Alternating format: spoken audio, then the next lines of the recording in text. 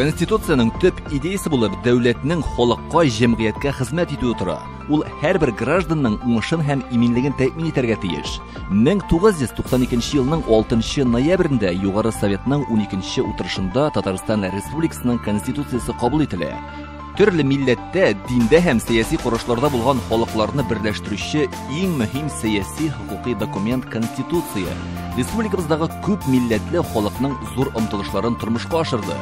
Әлеге вакыйга белән бәйле 6 ноябрь республикабызда бәйрәм көне, Татарстан Республикасының Конституция көне буларак билгеләп үтелә.